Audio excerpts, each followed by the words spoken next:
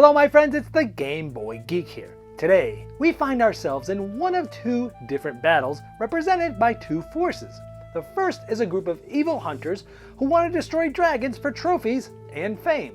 The other group is a heroic dragon keepers who protect the dragons. So today, we'll be taking a look at Dragon Keepers by Nightworks, and it's designed by Vital Lacerda, known for heavier games like Lisboa, The Gallerist, and Vinos. But he's joined by a co-designer, his 14-year-old daughter, Catarina, in her first published design.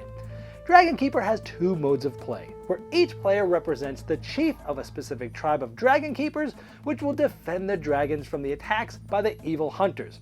And it can be played with children as young as 6 years old. The Keeper game is a light competitive push your luck game which takes 10 to 15 minutes and plays from 3 to 6 players. This mode is a lighter version of the game intended for younger children, where you'll be heroically defending 3 different dragons from evil hunters. The Dragon game is a cooperative game which takes 30 to 40 minutes, plays from 2 to 4 players, and this mode requires a bit more strategic thinking and is more suited for adults and older children, where you'll be training dragons to have them successfully attack the hunter.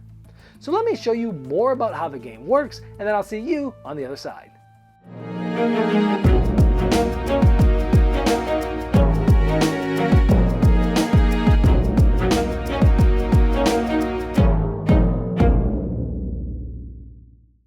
Now this is a Kickstarter preview, so all of the components and art you see here is subject to change. I know for a fact these are definitely prototype components, and you'll want to check the Kickstarter page and the link in the description of this video to see all the final art and components. As I mentioned in my intro, Dragon Keepers can be played in 2 different game modes. We're going to be looking at the Keeper game, which is a competitive game, takes 10 to 15 minutes, plays 3 to 6 players, and can be played with younger children. And in this mode, you are keepers trying to place shields on the nice little dragons that are out there and try to keep them shielded from the hunter.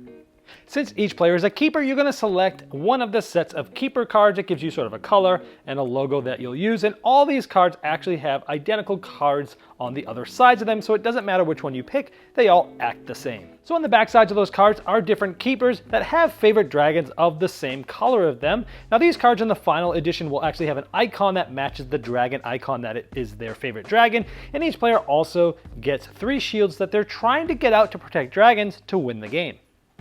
So the Keeper game goes through multiple rounds, each round having 3 phases: the Hunter phase, the Keeper phase, and the Dragon phase. In the Hunter phase, the start player, that will have a really cool Hunter marker that you'll want to check the Kickstarter page to see what it really looks like, will end up rolling these dice. There'll be one of these dice for each of the players that's in the game. So in a 4-player game like we have here, there'll be 4 dice. Those will get rolled. Let's assume this is what they rolled. Now each of those dice will get moved to the dragon tile that matches the color and icon that is on there. Now each of these dragons can only be targeted once, so if there's multiple dice of the same dragon, only one of them will be left on there. This essentially are targets that the hunter has. These are the dragons that the hunter is targeting this round. At this point we go to the Keeper phase, and each player is going to select one of their cards. Remember, each of these has a keeper of a certain type that will protect a specific dragon. They're going to place it face down in front of them. Once that's all done, all players will reveal their card and they'll see where they are defending. This one happens to defend the purple dragon. Now normally the hunter would still be out here, but I put the different players' cards in the game here just to see it easier as to how things would play out. So now we've moved to the dragon phase. The first thing we're going to do is going to resolve these the hunter's attacks. So first we look to see if there are any dragons that were not protected. And none of the players played a keeper that would protect the yellow dragon. So this dragon got attacked and they'd get an arrow from the hunter, and that die would just come back out to the hunter's die pool. Next, we'd see if anyone can declare heroic protection. And we do that if you're the only person to protect a specific dragon. We were the only ones to protect the purple dragon, denoted by this purple keeper, but this icon would also be here in the final version. So when we do that, we get to place our shield for ourselves on that dragon to show that we protected it. And this is important because you're trying to get 3 shields out throughout the course of the game, but keeping in mind that you're trying to get shields out on different dragons. You need 3 different shields on 3 different dragons in order to win the game. Now since we declared heroic protection and it was our favorite dragon, we can remove an arrow from any dragon. So we could take the one that was just placed here and place it just like this back into the hunter's pool. And this player, let's say this was their favorite dragon as well. This is the player they are. They place their shield and they go like this, and there's no other arrows to take off, so that's fine. Now, these two players both tried to protect this dragon, so the dragon was protected, it didn't get hit, but no other special things happened because more than one player played that card. Now I brought the hunter back in to make things look as normal, and at this point we're done with one full round. So we would normally be going to a new round, the hunter token will get passed to the next player to the left, and we'd start a new round with the hunter phase. And so they would re-roll all these dice and start all this over again. Now we fast forward a little bit to show you how the game would end. If any player has 3 of their own shields on 3 different dragons at the end of the dragon phase, that would trigger the end of the game. Now if like this and only one player had all 3, they would win. If more than one player has 3 shields on 3 different dragons, then whoever's favorite dragon has the least amount of arrows would win. In this case, this is the purple one. They have less arrows than the blue, so the purple player would win. But if it was tie at that point, then both players would share the victory. Now there's another way the game can end. If at the end of the dragon phase, any dragon has 3 arrows on it, then that dragon is defeated. The dragon, all of its arrows, and all the shields get removed from the game, and the game would then end. If that would happen, the player who has the most shields out there would win, and you'd follow all the tiebreakers as I previously mentioned.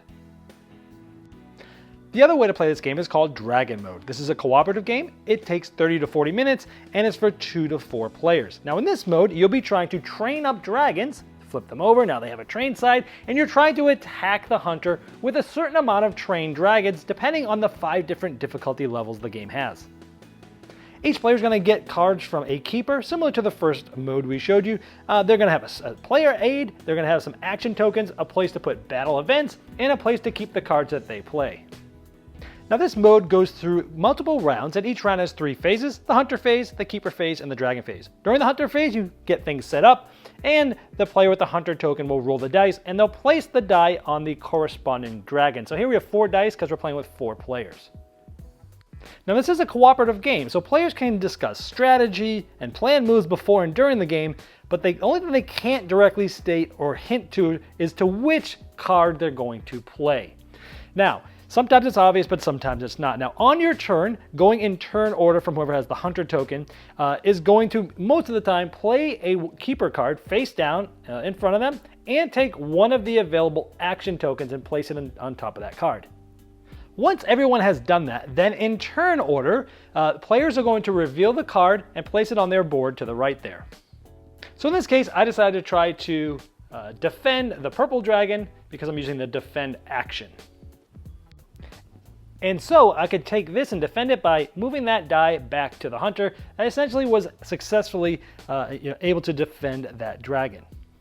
Now since I was able to move 1 or more dice from defending, I must take one of these battle event cards. This is a discard pile that's face up. I could take this one, or I could take up this face up one that's on top of the draw deck. So let's say I take this one. I would take this battle event card, which will allow me to reroll any number of battle dice. We'll show you how these work later. So they would take this card, and then would place it face up on the left side of their board, just like that.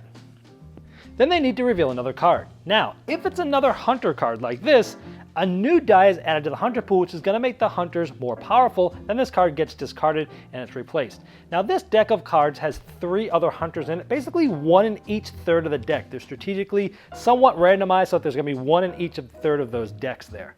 Then the next player clockwise would continue to do their actions as I just mentioned. So let's go with a different action. We go clockwise until every player has played, and then we would go to the dragon phase. But I want to show you what these different actions do, so let me set the board up as if we're a little bit further into the game. Now we have an arrow here that we've added. So at the end of the dragon phase, anybody that was not defended will end up taking an arrow. So this would have happened in a previous round, but let's say that dragon had an arrow on it, and one of the players on their turn, on the action they played over their card, was the heal. If they did that and they had selected this specific dragon, they could take this and heal it back to the hunters there, and this dragon had been healed. And if that was successfully healed, then that player would also be able to take a card just as I showed you before. Now let's say a player activated the train and they had done it for this dragon. Well, assuming that it didn't have any arrows on it, it would flip it over. If it was on its friendly side, it would then flip it over to train it, and each of these have a train side. So now this dragon is trained. Then there's a bag of dice. You would pull a die out of this die bag and put it on one of these empty slots. like this. Now there's two different types of dice. One of them has hits every 2 out of the 6 sides, and the other one has a hit half of them, 3 out of 6. Now, if you had trained this monster now, this dragon now, since it already had 1, you would actually put a second die there. So different dragons can be trained different times. Some of them anywhere between 1 and 4. This one can be trained up to twice to have a full allotment of dice on it. And as the player aid shows, if you successfully train a dragon, you can take any one of the 4 types of action tokens from the supply. In this case, you can get the attack token. That's an action you can use in the future. So let's say on a future turn, a player played this White Dragon's Keeper card and the attack action. They could roll all the dice that are here. Now this doesn't have to be full to roll them. You could roll them even if there's just 1. And certain things would happen. Some of them are hits, some of them are misses, some of them are called weak flames. And depending on the difficulty that you've chosen, this may hit or not depending on that. Also notice that each dragon has their own level of health and however many times they can be trained, and each of them have their own special power. For example, when the White Dragon attacks successfully, they get to place a flame token on the hunter, and they get to heal an arrow from any dragon, could even be themselves. You know, and the Red Dragon gets to attack twice. The Green Dragon gets to attack or remove an arrow from someone. So all the dragons do something specific, and these powers are different for all these dragons. So during that Keeper phase, once all players have actually revealed and done all their actions, then go to the Dragon phase, where any dragons that were not protected would then get an arrow. If any dragon has as many arrows as how many health they have, whether they're trained or not, they have died and the game has ended and you've lost. The other way to lose is to have used the last card on this draw deck from the battle events.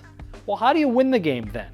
If any of your trained dragons successfully attacks the hunter, they get a shield token of any type on there. This just helps track which dragons have successfully attacked. And depending on the difficulty level, you'll need between 4 and 6 different ones to attack, and there's different other things that happen to make them more or less difficult. So we glossed over that hunter phase at the beginning of this, but what typically happens now is, well, the first player marker is passed. This is going to come to the discard pile and a new card will come out.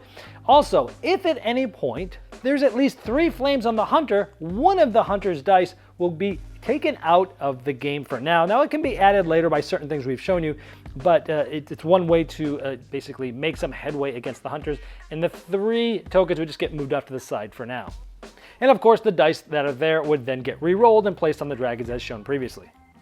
Now another interesting part I have not mentioned yet is when you're in the Keeper phase and selecting your actions, as you select the Keeper card and the actions that you're using, they're going to on your little right board here, and these cards do not come back in your hand. So, and there's only one of each of these keepers, only a certain amount of these tokens, so your choices become limited as the game goes on, and on your turn during the Keeper phase, you can pass, essentially doing nothing that round, but you get to take back all these cards and get all these action tokens back, sort of refreshing and giving yourself some more options for future turns. So those are the basics of both the Keeper game and the Dragon game of Dragon Keepers, and check out the link below to see the Kickstarter project. Well, there you have Dragon Keeper, and as I've shown in this overview, the 2 different modes allow you to play quickly with smaller children or more strategically with older children and adults. If you'd like to learn more about the project and see the final components and art and see what the pledge levels are, you can click the link below me in the description of the video. That will bring you right to the Kickstarter project, and I'm sure the people at Nightworks would love your support.